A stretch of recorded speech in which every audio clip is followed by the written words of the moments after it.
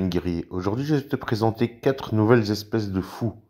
J'espère que tu likeras la vidéo et si tu n'es pas abonné, abonne-toi pour suivre mes aventures quotidiennement. La première espèce est une Ocophila smaragdina. Pas facile à dire, mais elles sont vraiment incroyables. Elles sont arboricoles et elles tissent des nids en toile avec des feuilles. Cette colis provient de chez Messo, je l'ai récupérée. Regardez-moi ça les ouvrières, c'est impressionnant.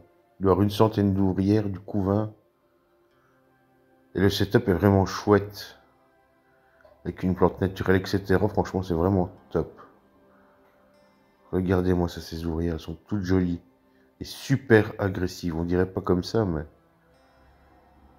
Elles sont capables de incurver leur gastre vers l'avant pour projeter de l'acide sur leurs victimes ou leurs ennemis. Excusez-moi. Elles sont vraiment jolies. Regardez-moi cette toile.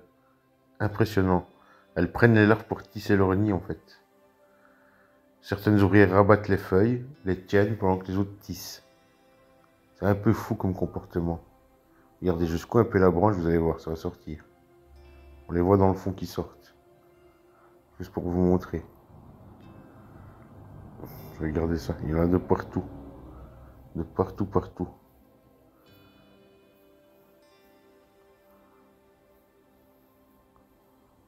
Franchement, fou comme espèce.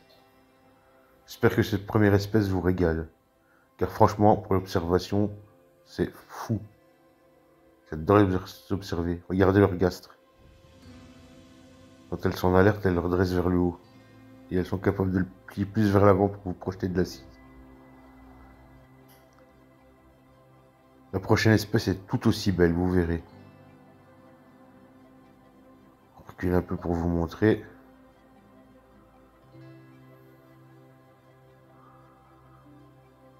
Vous voyez, il y en a tout partout sur le tube, etc., sur les feuilles. En bas dans les gamelles, à l'abreuvoir. Maintenant, la deuxième espèce est une Camponotus singularis. On dirait qu'il n'y a personne, juste cette ouvrière, mais vous allez voir. Je vais soulever la bûche et vous serez impressionnés. Vous voyez, on voit personne, c'est fou, hein. Mais quand on soulève, surprise, il y a du monde. Ah, on a de la chance, la gine est sur la bûche.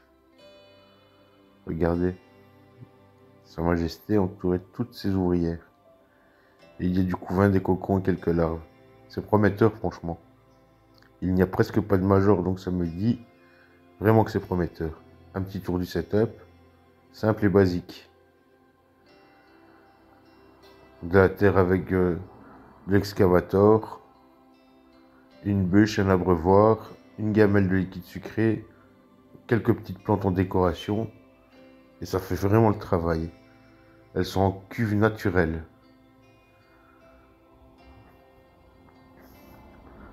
La troisième espèce plutôt, excusez-moi, est une Camponotus substitutus, provenance Amérique du Sud.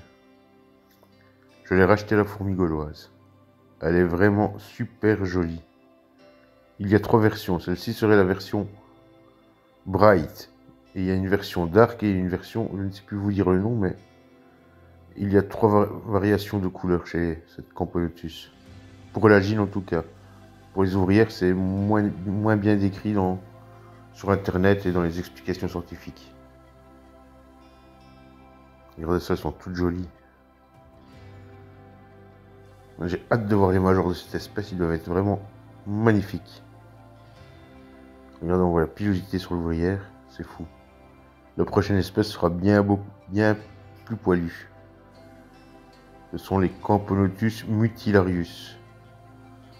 Regardez, c'est une très belle colonie. Si vous voyez les copeaux de bois, c'est normal, j'ai traité au taurus. Avant la diapause, je traite tout le monde.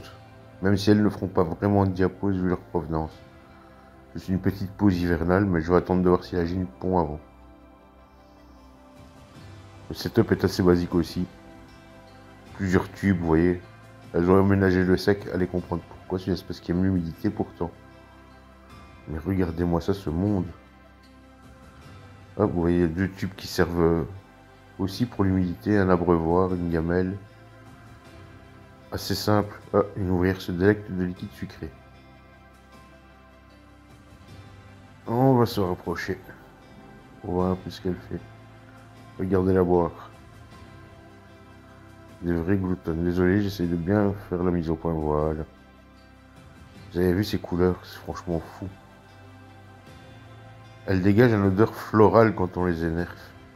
Ça change du vinaigre ou d'autres odeurs nauséabondes. J'espère que cette vidéo vous aura plu les amis, je vous dis à bientôt.